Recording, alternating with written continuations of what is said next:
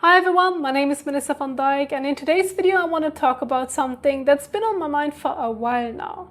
The more and more I watch so-called medical content online, and the more I learned about how these systems actually work, the more I realized that on YouTube and also on platforms like TikTok and Instagram, there are no real doctors anymore who are simply here to help you.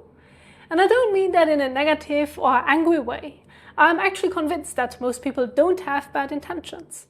But the problem lies in the way our current system is built. Both the healthcare system and these platforms are designed in a way that makes it almost impossible for someone to just be a doctor online without becoming a salesperson or some kind of a brand.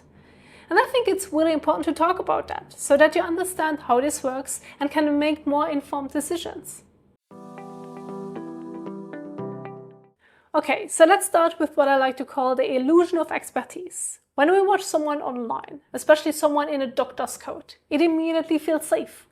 We assume we're hearing expert medical advice. It looks professional and it sounds trustworthy, because that's what we usually see in a clinic or a doctor's office. So it gives us that feeling that we're learning something valuable or even getting real medical advice.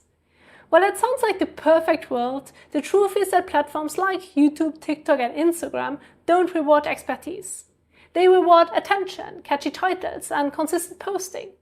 So even the most qualified doctors, the ones who studied for years and see real patients, still have to play the algorithm's games just to even show up in your feed. And to get there, they need to turn education into entertainment, promoting products and sponsorships. Because the more they educate, the bigger their audience grows and the more valuable that audience becomes. But not to their viewers, but to the advertisers. And advertisers run these platforms. So even something that may have started as medical education slowly turns into marketing. That's why you see so many doctors who initially focus on education now mostly sell products. And most of the time that shift isn't even fully intentional. They're pushed that way because the system is designed like this. Now most of the time this isn't really the fault of the doctors themselves. Yes, they technically have a choice, and ethically it would be much better not to do it if they would be real doctors. But ultimately it's more of a symptom of the larger system they're stuck in. Medicine, especially in the United States, but also in almost any other country except maybe for Sweden, is a business. Social media is also a business. And when you combine the two, you don't get healthcare, you get marketing that looks like healthcare. Now most doctors can't make a living from short appointments anymore. They are buried in paperwork, dealing with insurance companies, and many of them have huge amounts of student debt. So it is easy to understand why some turn to YouTube, TikTok or similar platforms. Because online they can reach people directly.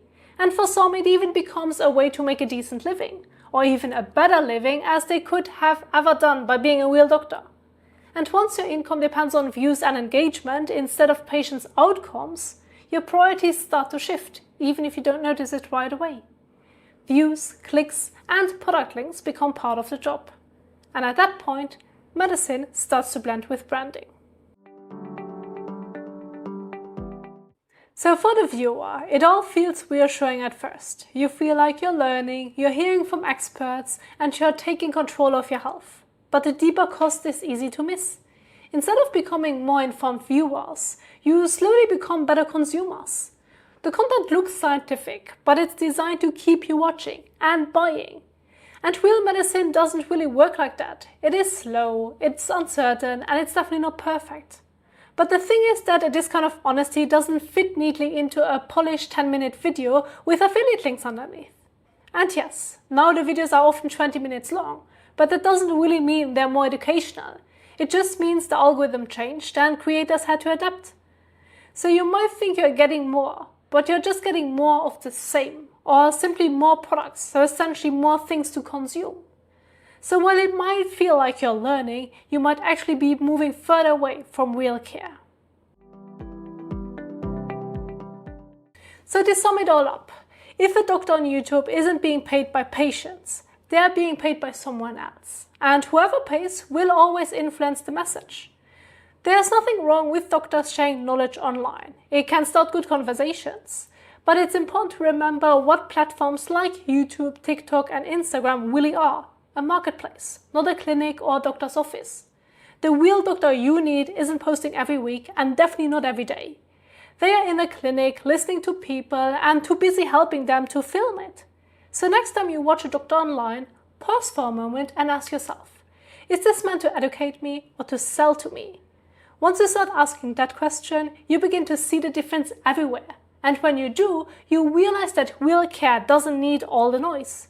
It's not quiet because it's hiding. It's quiet because it doesn't need to compete for your attention. Thank you so much for watching, and I will see you in the next one.